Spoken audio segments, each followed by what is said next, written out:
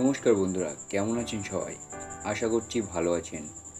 Electric fault and ব্লকে আপনাদের স্বাগত। আজকের ভিডিওটি খুবই গুরুত্বপূর্ণ একটি ভিডিও হতে চলেছে।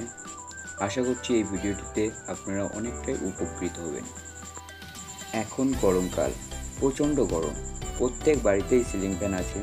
সেই সিলিং ফ্যানের খুঁটিনাটি কোনো না কোনো সমস্যা লেগেই থাকে। সেই সমস্যা কীভাবে সমাধান করতে হবে আজকে তাই নিয়ে একটি ভিডিও দেখাবো আপনাদের। প্রথম সমস্যা হচ্ছে সিলিং ফ্যানটি অন করলেই প্রচণ্ড স্লো ঘুরছে। কী করলে সিলিং ফ্যানটি স্পিডে ঘুরবে সেটাই দেখাবো। ফার্স্টে ক্যাপাসিটারটা খুলে নেবেন, নিয়ে তার দুই সাইডে তার কেটে দিয়ে তাতে নতুন ক্যাপাসিটারের তার জুড়ে দেবেন, দিয়ে টেপ করে দিলেই আপনার ফ্যান আবার নতুন ফ্যানের মতো স্পিড হয়ে যাবে। 2 নম্বর সমস্যা যেটা হয়, সিলিং ফ্যান চালালে কট করে শব্দ হয়। এটা মূলত বিয়ারিংয়ের জন্য হয়। বিয়ারিং যখন খারাপ হয়ে যায় তখন এই আওয়াজটা হয়। এবার বিয়ারিং কীভাবে চেঞ্জ করব? প্রথমে পুরো ক্যাপাসিটারটা খুলে এবার ফ্যানের সাইডে যে 3টে নাট আছে সেই 3টে নাট খুলে ফ্যানটিকে প্রেশার দিয়ে খুলে নেব। নিয়ে এবার কয়েলটিকেও প্রেশার দিয়ে বের করে নিতে হবে।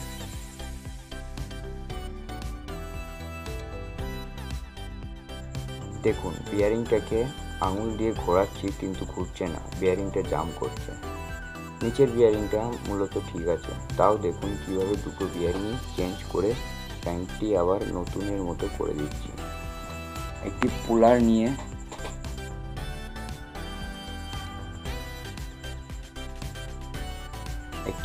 নিতে হবে, নিয়ে সেই পুলারটি দিয়ে পুলারের ভেতরে একটি পাতি যাবে, দিয়ে বিয়ারিংটিকে খুলতে হবে।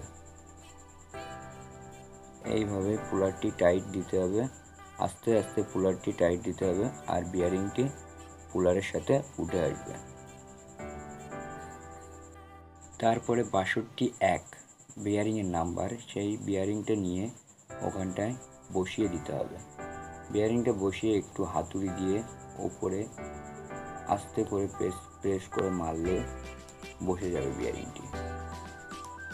তারপরে ওপরের বিয়ারিংটি এবার আমরা খুলব।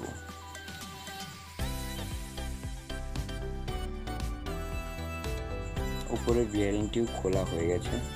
এবার ওখানে 62 বিয়ারিংয়ের নাম্বার, ওই বিয়ারিংটি লাগাতে হবে। 62 বিয়ারিংটা বসিয়ে হালকা করে কিছু দিয়ে ঘা দিলে বিয়ারিংটা বসে যাবে।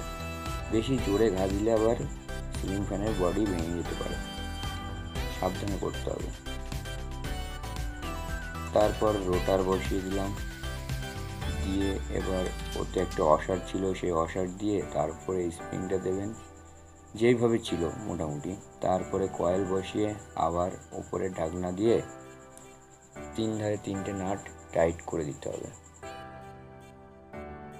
এইভাবে নাটগুলো বসিয়ে সবকটা একটু একটু করে প্রেশার দিতে হবে। প্রথমে এটা দিলেন, তারপরে আরেকটা, তারপরে আরেকটা, তারপরে আরেকটা। কোনোটা ফাইনাল টাইট দিলে হবে না, আস্তে আস্তে একবার করে টাইট দিতে হবে। আর একটু ঘুরিয়ে দেখতে হবে যে ফ্যানটি ঘুরছে কিনা, নাহলে কিন্তু ফ্যানটি জাম হয়ে যাবে একেবারে টাইট দিলে।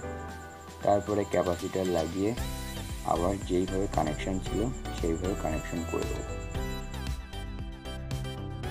দেখুন, খোলার আগে যেইভাবে কানেকশান দেওয়া ছিল তারপরেও সেম সেইভাবেই কানেকশানটা করে দিতে হবে। এরপরে আপনার ফ্যান আবার নতুনের মতন ঘুরবে, কোনো আওয়াজও দেবে না। দেখুন, এবার ফ্যানটিকে চালিয়ে একবার দেখিয়ে দিই। ফ্যানটি বোর্ডের লাইনে দিলাম, দিলে দেখুন কি সুন্দর, কোনো আওয়াজ ছাড়াই, কোনো বাধা না হয়ে কত সুন্দর ঘুরছে। এইভাবে কম খরচে আপনারা বাড়িতে নিজের ফ্যান নিজে রিপেয়ারিং করতে পারবেন। আশা করছি ভিডিওটা ভালো লেগেছে। যদি ভালো লেগে থাকে তাহলে লাইক করবেন এবং শেয়ার করবেন। নমস্কার।